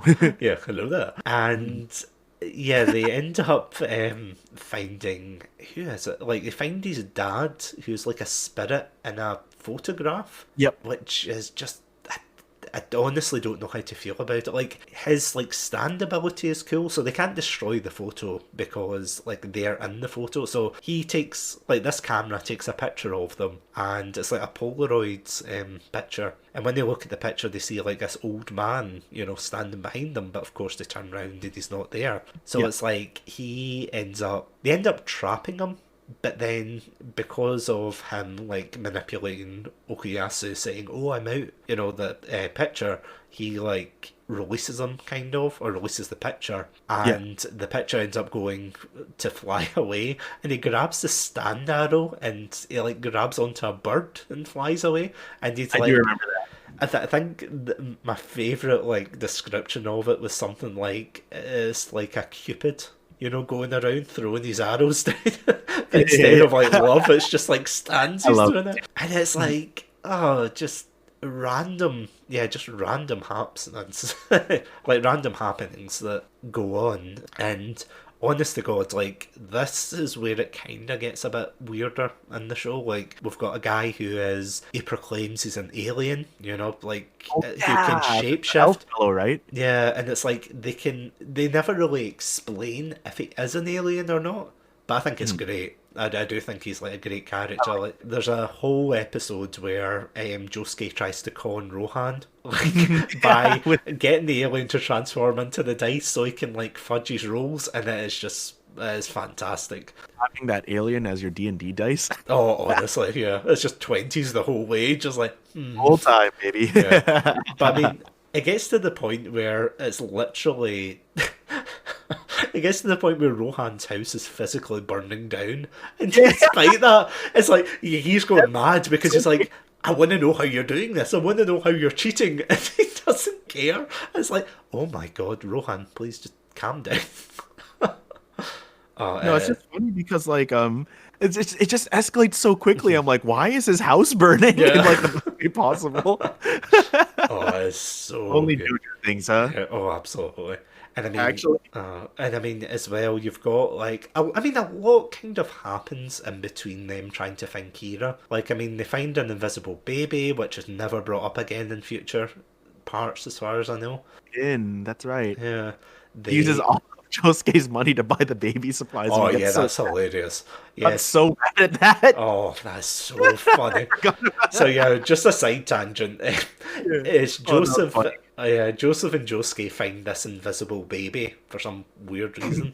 Or we don't know if it's like her stand or she is literally invisible. But Joseph goes to buy things like for the baby, and he uses Josuke's money, thinking, all of it. Yeah, thinking, oh right, it's transferred like from US dollars to yen. Oh, I'm sure this is really cheap. And obviously, since he owns his own company and, you know, the Speedwagon Foundation help him out, it's like, obviously he's going to have a lot of money, but he uses Josuke's money instead. And when he sees it, it's like 40,000 or something, like just a ridiculous amount. 40k or 50k, which is like, ridiculous. Yeah, and Josuke goes mental, obviously, because that's all he's saving. It's literally all of his, it's his life savings. Oh, so funny. And then, of course, you've got one of the stand users who is basically like leeching off of healthy people by like chasing them down, which is quite cool. That's where the famous meme scene where it basically traps Rohan in this room and he starts sucking his life energy out and he's like, you know, if you call Josuke in, I'll let you go and everything. And he just says he refuses, but the line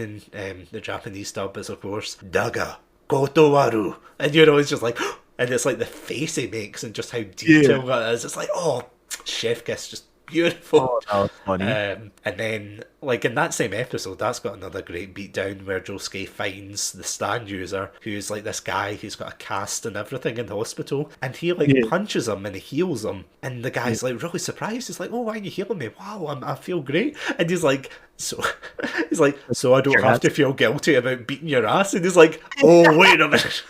And he just wrecks him and punches him out a window. It is just great. Honestly, I'm like, if I had Jotaro's power in that sense, I would be like, or was it Josuke's power in that sense? Josuke, He was like, I feel bad about beating you while you're down, so I'll beat you while you're healthy. Yeah, it is so much. I mean, there's actually a lot of meme quotes in that one. So when Koichi is trying to find the stand user as well, he's like asking the receptionist, and the receptionist has been very cold and saying, "I'm not telling you," and it's like, oh, for goodness sake.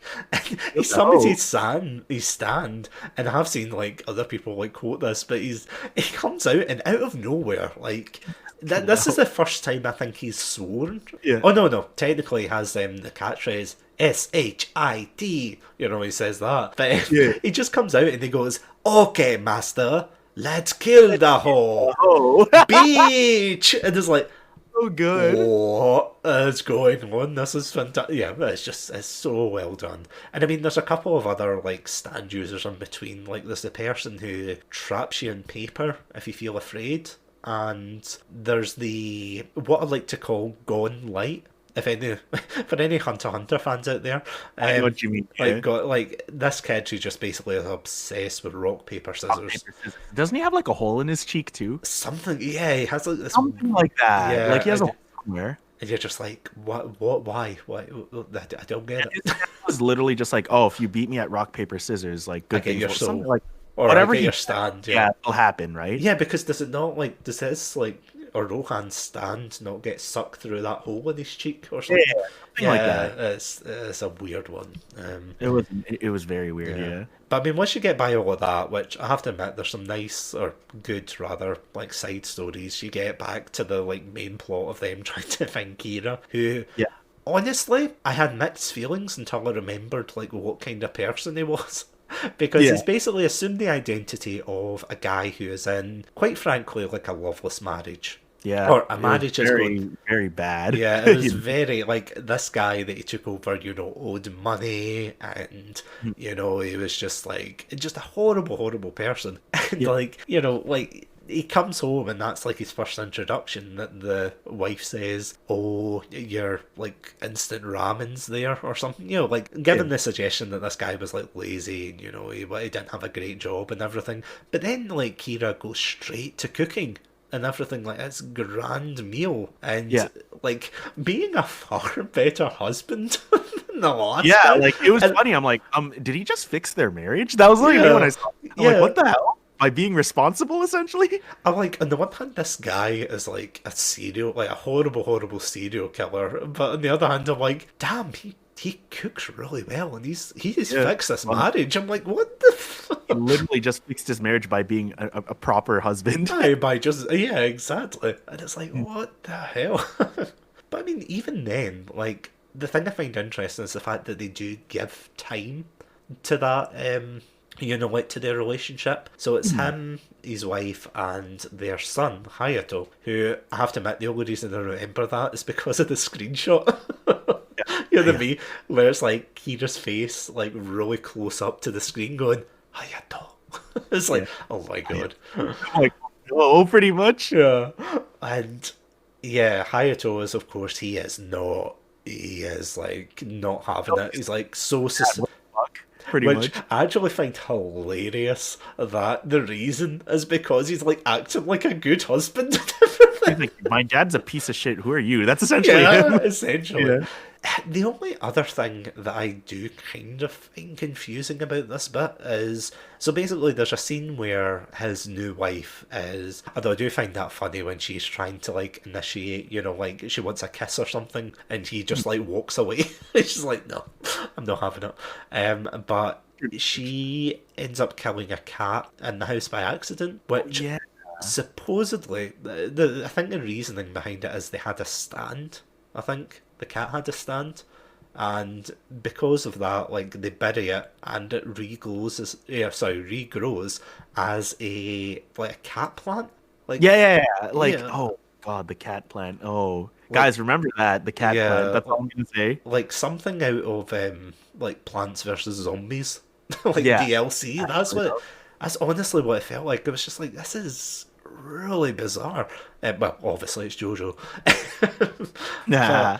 like he keeps it away in this like room and everything, and Hayato like keeps him monitoring with quite possibly like spy equipment that I think James Bond probably would have blushed at. Hmm. During the time because he has like huge cameras and CCTV in his like dad's room and well dad quote unquote, but it's like my god. And then eventually catches him out by filming him essentially blowing up two people who are very rude to him. Hmm. And oh yeah, then there's I'll skip over it, but there's essentially an uncomfortable scene where he's like hiding all of the footage and he's having a bath, and then of course Kira decides to check in on him, and in the process ends up I'm just wondering what character could we use to describe what happens to him. Sure. I Like, got what you. like he ends up killing him essentially. He ends up Yeah. like snapping his neck or something and Yeah. hiding the body, and it's quite brutal. Like It in is. part one, don't get me wrong. In part one, I think is still probably one of the most brutal scenes where even though we don't see it, like we basically know that a baby's getting like eaten alive. By his own mom. Yeah. Yeah, like I think that's still up there as one of the worst. But considering they show you like the body of like a dead child and like this cabinet, it's a bit of a weird one. Or not a It weird is. one. That's a severe understatement, but it's quite jarring, if you know what I mean, for this. I mean, it's not exactly a happy-go-lucky part with a serial killer, but it's just it takes you off guard. Like, did you feel that way when you first saw that? Yeah. I was like, what just happened? That was me. I was like, huh? I Yeah. was very shocked. I was like incredibly shocked by it. And then, of course, in the next episode, he's alive again, and then you're like, okay, but Araki, come here to the front of the class. Come on. What is this? What is going on? Did you just draw? Yeah, so eventually they find out that, or sorry, we as the audience find out that Kira gets stabbed, I think, with the arrow by accident. Or, Yeah. like, the arrow goes up his arm, and he gets, like, a secondary OP ability, which God. basically, right, how to describe this? Like, essentially turns Hayato into, like, a living bomb. A living bomb. Yep. Like, basically, yeah, like Groundhog Day, the bomb. Yeah, that's a much. good way to put it. Yeah, like essentially, if he like tells anyone about Kira, so he's like almost like a failsafe that if he tells anybody about Kira, then he gets blown up right in the spot, and whoever like asks about Kira also gets blown up, and you're like, Yep. oh god. So like there's a whole like back and forth where Rohan finds out, a couple of others find out, they all get blown up, and it is really horrific because Hayato has to relive this over and over and over again. Mhm. And you're just like, God, the poor kid. And then eventually the cycle's broken when Josuke like appears behind them and overhears Kira like, doing the stereotypical, oh, I'm Kira, I'm the mastermind, and is like, I heard you. It's like, yeah. Yeah, he's like, wait, what? It's like the And we'll be right back meme. Just, yeah, it's like, pretty much. oh no. And yeah, eventually, like, they get into an altercation. Of God, it sounds like a police report. It's like two men got into an altercation today. What happened? Yeah. The only thing that I find confusing about that, so him and Okuyasu try to take him on, and Okuyasu quote unquote dies. He doesn't really, but he. That was actually kind of sad. I'm Yeah, like, so oh, was I. But they kind of pulled like an Avdol, but I'm They did. kind of glad that they did it at the end rather than like halfway through, because I would have been pissed off if they repeated that. I would have been like, oh. I liked Okuyasu a lot. I'm not gonna lie. Oh yeah, he's definitely one of my favorite Joe Bros because he's just so funny. Yes, he's definitely one of the best characters in the series. But yeah, eventually Josuke ends up. Sorry, I just remembered like another scene. Sorry, just before I go on to kind of like talk about that scene. Do you remember a weird scene where it's just a random guy walking by and he sees like a pair of underwear like just on a bush, and he goes to touch it? Oh my god, yeah. It's just the weirdest random side tangent where it's like, so it's this guy walking along and he sees like this pair of underwear, and for some reason, stereotypical like anime, tropes, it's like he goes to grab it and he gets blown up by Killer Queen. And it's like I remember that. Yeah, it's like I have so many questions about why, where, what. How did this happen, Yeah, it's so weird. But yeah, that aside, eventually Josuke ends up defeating him he nearly defeats him, and then he realizes that Killer Queen, for some reason, has like a hatch in its stomach. Oh, what? Because remember, like, so he's like trying to punch Killer Queen and he can't like break through his, like, there's like a barrier around him. It's like, that kid when you were younger, and there'll be a kid like saying, oh, you can't punch me, I've got a force field, and he's punching and he's like, how is that not getting through? And it turns out when he lifts up his stomach, he's got the cat plant inside. Yeah. Okay, I've got a question for you here, because I'm very curious to hear your take on this. So people can't, like normal people can't see anime, or just in general, they can't see stands, right? So, like, everybody could see the cat. Yeah. Like, the cat plant. You're right. And the cat has a stand. So it's like, what would that look like? Is Killer Queen's, like, body, like, hiding the cat? Is there just, like, a floating cat plant? Yeah, like, it was interesting, because it was literally in, like, in his stomach. Yeah. And, like, now he has another way to shoot bombs, and that's not OP at all, in my opinion. Oh, yeah. Killer Queen just touches the bubbles, and then the bubbles float and then just blow up. Yeah, it's crazy. It just gets more and more just ridiculous, doesn't it? With these like powers. It's like I can very bizarre. Yeah, it's like I can travel through time, I can do this, I can do that. You're like, oh Jesus, stop, Kira. Stop. You're overcomplicating things, Araki. Oh yeah. Like I was honestly so confused at the beginning with Bites the Dust, which is the name for the Groundhog Day effect. Yep, Groundhog Day version of Queen. Yeah, which I mean it's all right. It's just like as you said, it kind of like got out of control. It's a bit long. Yeah, and eventually like they defeat him and everything, and he thinks he's activated it, like his stand, but he ends up instead he meets like a gruesome end where he tries to flirt with a paramedic, but not before getting one last beat down by Jotaro, who Zawardo's. Yeah, he like Zawardo's, and then he's like, Koichi, you've been a good friend. It's like, what? Jotaro? So I was going to say, my hot take on that scene was like, as much as I loved that final showdown between Kira and Josuke, it was also Josuke's story. This whole part 4 was Josuke's story. Yeah. I was a little disappointed at the fact that, Jotaro got the final blow, even though it made sense. I can see that. I was like, I feel like Josuke should have done him in, right? Yeah. That's a shame. It's a shame, yeah.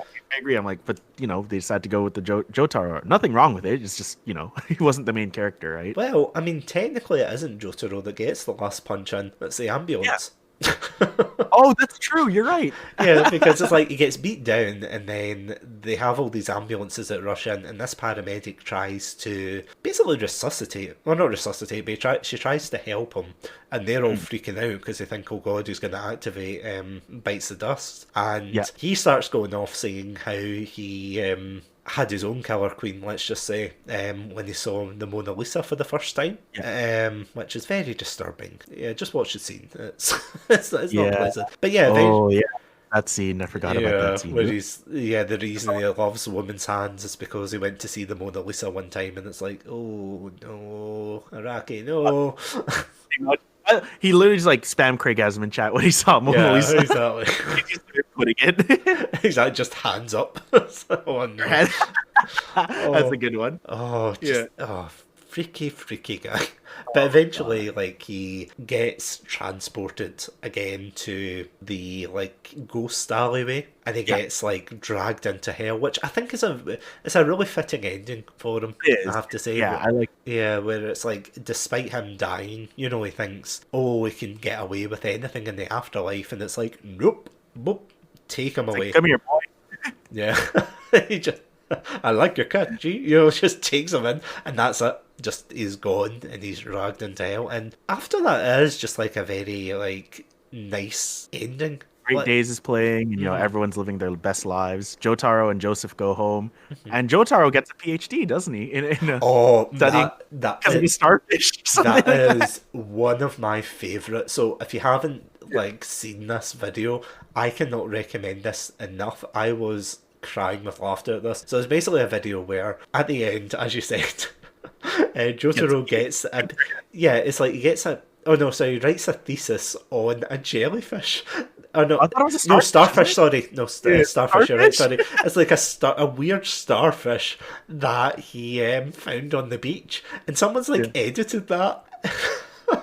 Someone's edited it, so it's somebody on like Microsoft Word, and it's like in all caps, like is like Stan Proudest blasting in the background. It's like, hello, my name is Dr. Jotaro Kujo, and today I'm going to talk about the starfish. It was really cool. On the beach. Yeah, it's just like, oh, it's so funny. I love it. That's the only bit I was kind of like, wait, what? At the start. Yeah, right. It's like, okay, I can accept that there was cyborgs in like Stalingrad, but I can't accept that you wrote an entire thesis on a starfish. It's like, what? Right? It's so ridiculous.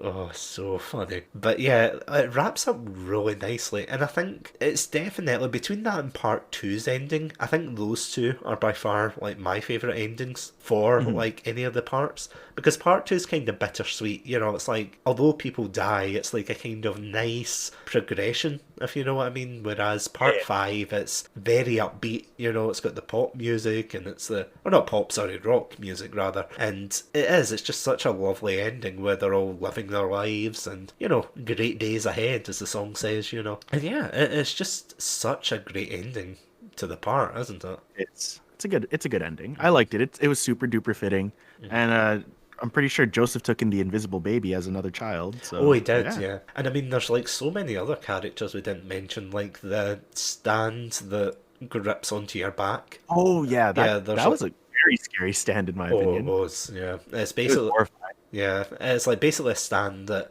if someone looks at your back, then it's like a parasite. The stand like leaps onto the person who saw it, but then it kills the person that was originally on. So Rohan has to find creative ways of not showing his back to people. It's really interesting. But then, of course, the last one I'm kind of thinking of is the rats. Yeah, the rat stands. Oh my god!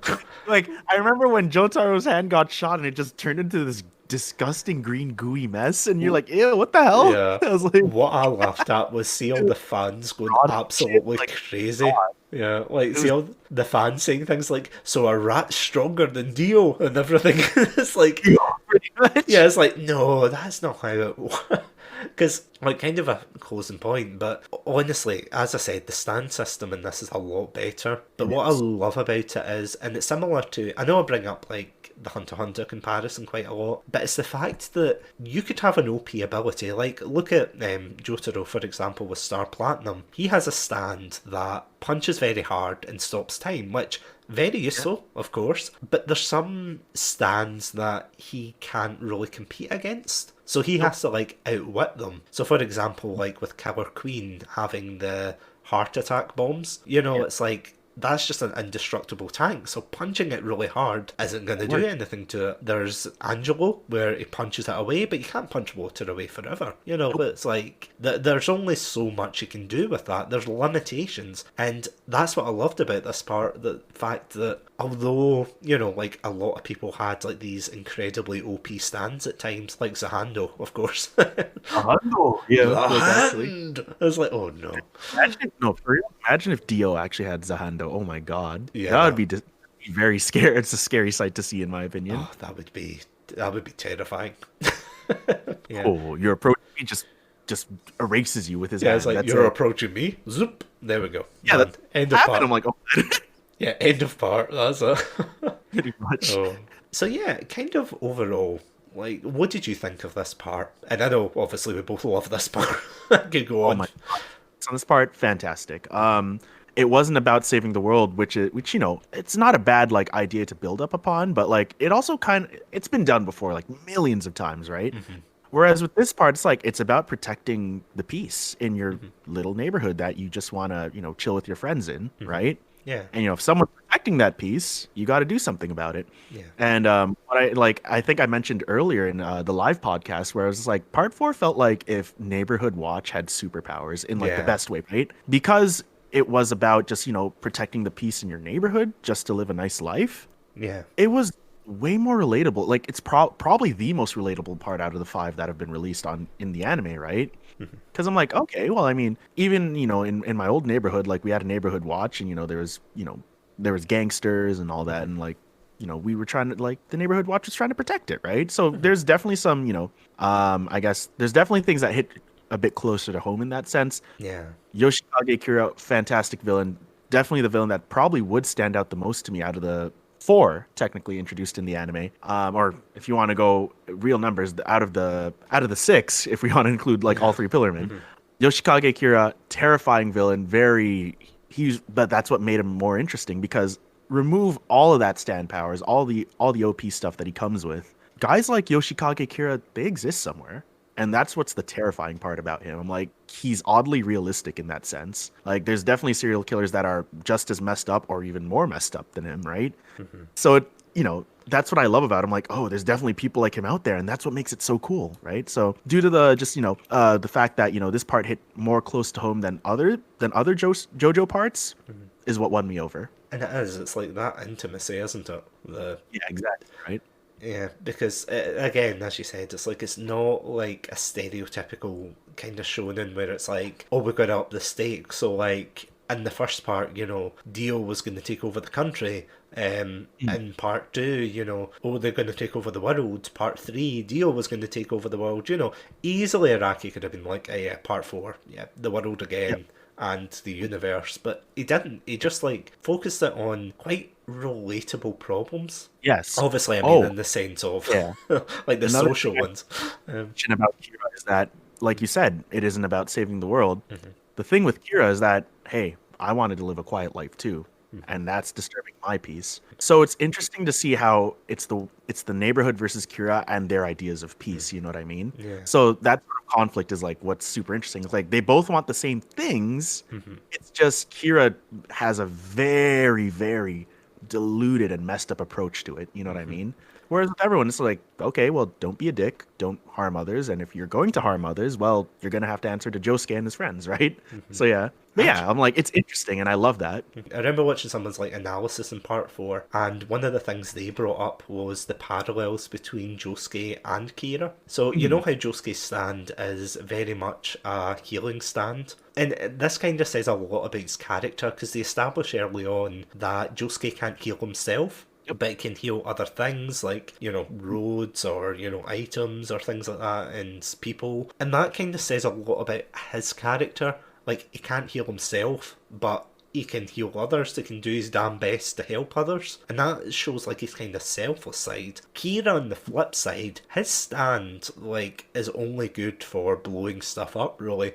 For causing, like, you know, destruction. Which seems like a bit of an oxymoron, considering, you know, he wants to live a peaceful, quiet life, but he's got a stand that's so destructive and, you know, like barbaric to blow people up when, you know, when he wants to. I mean, honestly, we could probably do a whole episode on, like, discussing Kira. Yeah, like the whole like parallels between Josuke and Kira. I'm like, when you brought that up, I'm like, I never really thought about that. Yeah. Wow, I holy mean, crap, right? Yeah, it's amazing, like, especially seeing other people's, like, interpretations of this part as well. It's like hearing what they say and then going back to watch it, because this is one of the parts where you can miss a lot, like, watching it for the first time, and then when you go back and you look at it, you think, oh my god, I didn't realise that, you know, like, that's what he intended, or this is what he's kind of implying, you know. It's a part that's just packed with so much, isn't it? Just so much kind of details,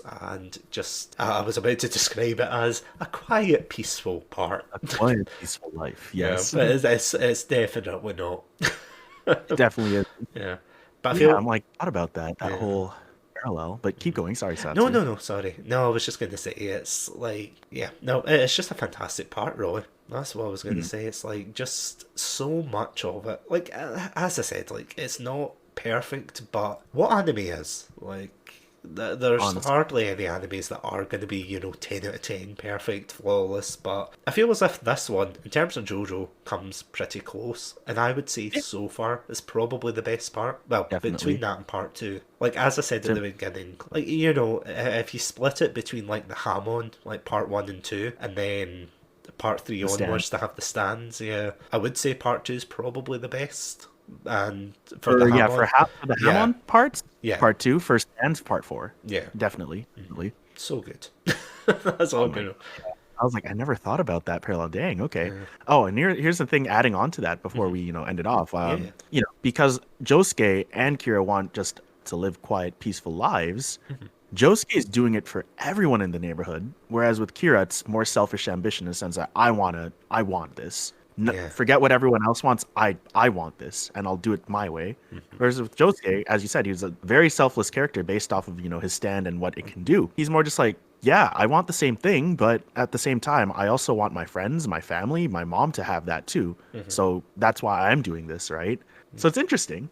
It's super interesting that way. I never thought about it that way. Yeah, we definitely need to do another Chatsunami, just deep diving into part 4 characters, because there's just so much to talk about with them, and I feel as if it's like a success in that regard, which it needs more recognition. Part 4, in my opinion. Oh yeah, absolutely. I feel like it's rated because the number one thing that most people think when they think JoJo, they think of Jotaro in part 3, and I'm like, have you guys met Josuke? Pretty much. Yeah. I mean, part 3 is definitely the one I think everybody thinks of, because they think of Dio, they think of memes and, you know. Yeah, memes, Awardo, and all of that. And I think between part 3 and 5, see, this is the thing, it's like a JoJo sandwich, isn't it? Yep. Like, we've got part 3, which is obviously everyone knows it by the memes and everything, and the weird art designs and everything. Yep. Part 5 is the one that's like kind of the newest, and the ones that... This is my hot take to kind of finish off on the night, but I am not a big fan of part 5, I have to say, compared to like my favorite one. Yeah, but I get what you're trying to go for it. Like, it was an interesting idea, and it's cool. It's just it wasn't 100% there. You know what I mean? Like, going from part 4 to 5, and believe me, we will deep dive into part 5. We will, for pretty much the last episode of this series, won't it? Until part 6 comes out, and then we'll be able to... Yeah, and then we'll be able to come back and be like, yep, Araki's done it again. He's done it. Go again, boys. Right. But yeah, like, everybody seems to like rave about part 5. Not my favorite either. Maybe it's just because like I love part 4 so much. I mean, do you feel like that because part 4 set the standard so high? Yeah, I feel like there's a bit of a bias for us in that sense, right? So, and part 5's its own kind of story, so and that's cool. As I said, I'm not saying like part 5 is terrible, but compared to part 4, like part 4 kind of hits 90% like all the right notes. There's a couple of like bits where you're kind of like, I don't like that, but it's not as severe as like part 3 or even part 1 where that had some kind of flaws, but it's not. It's probably the best series. Like, if I was recommending JoJo to anyone, and I was permitted by the Grand Council of JoJo fans to part skip, I would choose part 4 to start someone off. 100%, yeah. Yeah, either part 2 or part 4, but I think part 4 is probably the more accessible one compared to any of the other parts, really, to be honest. Especially part 5, but you know what? We'll save that for next time. Yeah, pretty much. Yeah. And I have to admit, I'm looking forward to that one. That'll be a good one. It'll be fun. Oh, totally. It's that time of the episode again. Already? Because you're like, it's that time of the right, episode. okay, yeah. Anyway. Yeah, it's time to bite the dust, though. I know. So yeah, where can these fantastic Joe Bros listening to us find your content? My name is BlowfishmanTV, and I want to live a very nice life on the life of twitch.tv/BlowfishmanTV.